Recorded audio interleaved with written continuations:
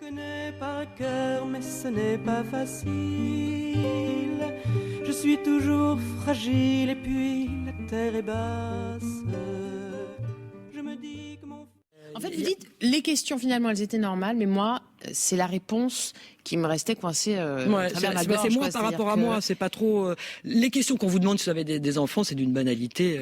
Et c'est de répondre non qui a été très longtemps... Oui, c'était... Tu sais, j'ai pas envie d'être cette femme-là qui répond non, j'ai pas Non, je voulais pas être cette femme-là, je voulais pas être cette femme sans enfant. Non, mais pourquoi ? Parce qu'on en a une image aussi. Parce que vous le dites quand même, vous avez une tante Louise qui a l'air formidable, mais dont vous dites, donc elle n'avait pas d'enfant, et vous regardez sa photo et vous dites on dirait pas. J'ai toujours sa photo dans mon portefeuille. Mais ça veut dire quoi ? Ça veut dire qu'on a une tête à pas avoir d'enfant ? Non, pas du tout. Ça veut dire que je me questionnais. Ça veut dire que il y a quelque chose depuis quelques années que je trouve absolument assez surprenant. C'est la place que la maternité a prise dans la vie des femmes. Il y a quand même, dans les années 80, on parlait, il fallait être working girl, il fallait faire carrière. La priorité, c'était de réussir professionnellement. Et je trouve depuis peut-être une dizaine d'années, il y a quand même ce qui est pour moi une forme de régression. Je veux pas que ça soit mal interprété. Je pense que la maternité est quelque chose de magnifique, d'aimer ses enfants. Enfin, il n'y a rien de plus beau au monde, ça j'en suis convaincue.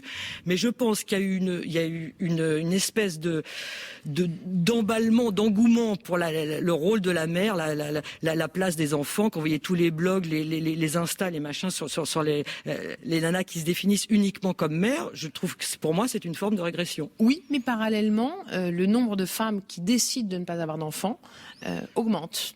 On est à 4%, ce qui reste très faible en France, mais on est jusqu'à 25% en Grèce, en Espagne, en Italie. Le fil de sa vie, le fil de sa vie. Ces femmes-là disent, en fait, parmi les raisons que ça invoquait, elles parlent des inégalités de genre qui explosent au moment où elles deviennent mères. C'est-à-dire que tout à coup, elles se trouvent freinés dans leur carrière professionnelle là où le père ne l'est pas. Mais c'est une réalité. Avoir une charge mentale qui redouble. Mais c'est une réalité. Mais la charge mentale, là aussi, je vais peut-être... Là, c'est pas de la provoque, là non plus. Mais je veux dire, des mecs bien, il y en a, des mecs bien avec qui, je reviens à Mathias, moi j'ai jamais eu de problème de cuisine, de course, de ménage, avec jamais. Je veux dire, des mecs bien qui sont convaincus que votre carrière a autant d'importance que la leur, il y en a. C'est ces mecs-là qu'il faut choisir. Si vous prenez... tous les bourrins qui pensent qu'il faut qu'ils gagnent plus que leur femme et que la femme c'est bon pour s'occuper des mômes, c'est pas avec ça qu'on tendra vers l'égalité.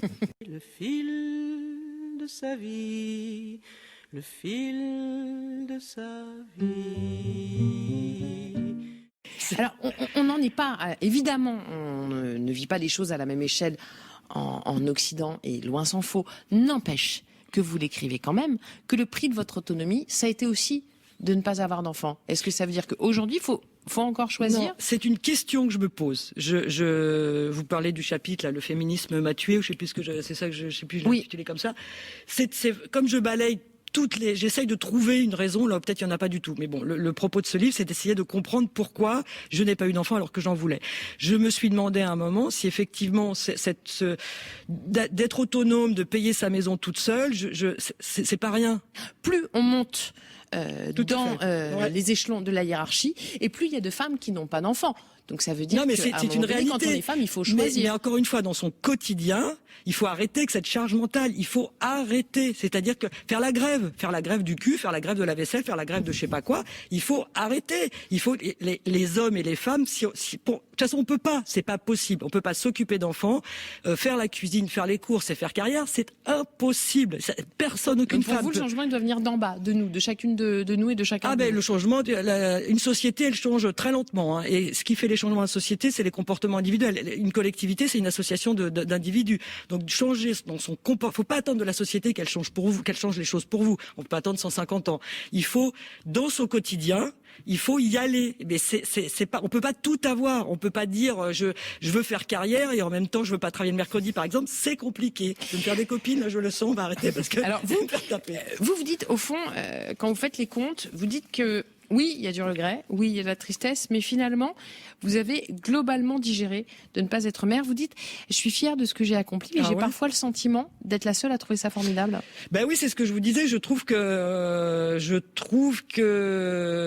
les femmes autonomes, indépendantes, c'est pas assez valorisé. Je trouve que la société ne valorise pas assez le fait d'y aller, de relever ses manches pour.